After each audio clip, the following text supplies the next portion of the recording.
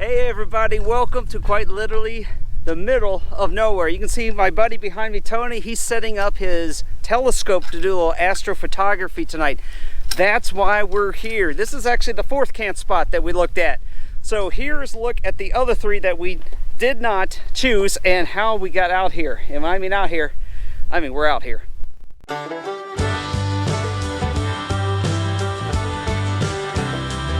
Obviously, we're out here to get away from the lights of Phoenix. This is actually an old emergency landing strip. It's used by a local astronomy group. It's far enough out, but it was also close to the interstate. We didn't want to listen to all that traffic at night, so we're going to keep on moving. Site number 2 was an old corral that had cow poop everywhere. Next. Site number 3 was a little bit further into the wilderness. You can see some RVs had already claimed the site, and we wanted to make sure we had absolute darkness, so we decided to continue moving on. We nearly got stuck in the mud. Yes, it did rain a few days ago, and you can tell by the mud caked into my tire treads, we barely made it out. So deeper into the desert we drove to a location far from the lights of the city, the sounds of the interstate, and complete isolation. Before we get to our campsite, I would like to thank all of my supporters, including Handspun Yarn and Fibers by Rotobear, #1 App Game Shorts, and Cordon Valentine Russo.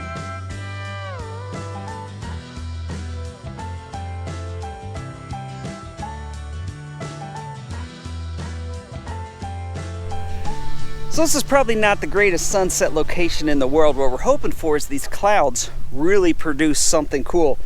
And you can also see, got a few mountains over here that are getting some sun on them.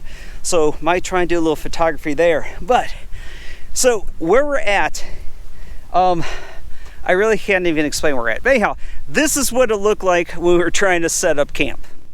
We are getting out here a bit later than we had planned, so the race is on to try and get things set up in time to enjoy sunset.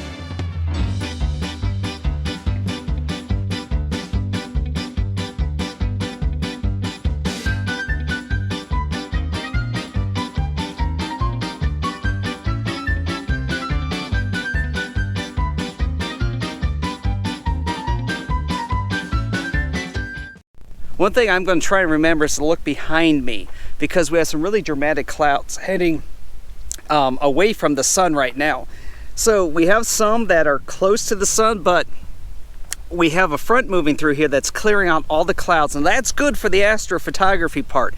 But right now I really don't have any subject to use for this image. So if these clouds keep moving, they're going to move out of the frame where the sun's setting. We're not going to get any fiery glow in the sky from the clouds. So behind us may be where the shot's at. So with the sunlight coming across the face of these two mountains back here, this is where I'm going to focus for a little while. Now, when you're focusing your camera, make sure that you are metering correctly.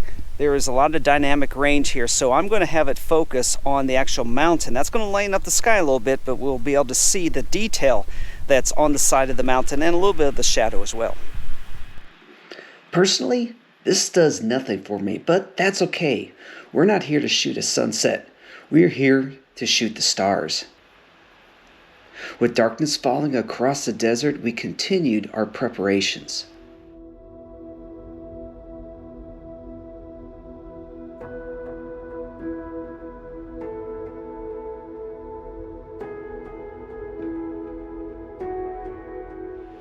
Now, under the dark skies of a winter Sonoran Desert, the sky comes alive with millions of lights from the stars. I captured this image using a technique called light painting. I held the shutter open for 10 seconds, but turned on my flashlight for about 2 seconds. This struck a balance between capturing our campsite in the foreground and the night sky in the back. Looking to our east, you can see why we drove out here. This 20-second exposure shows the Orion Nebula in the upper right and the light dome of Phoenix in the lower left. This image goes to show you how much you can see when you get out of the city.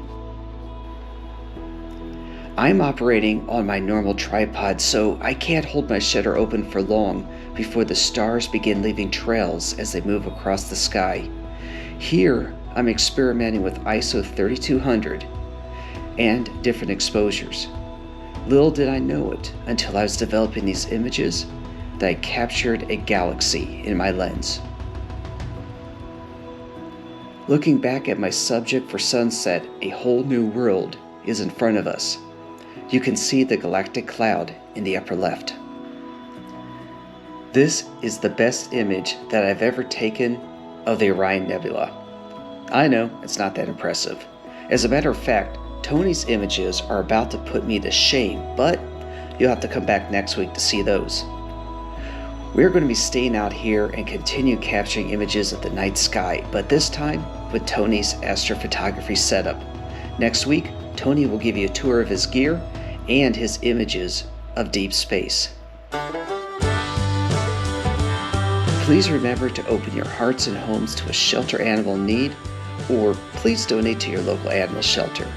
Until then, take care, and I'll see you next week.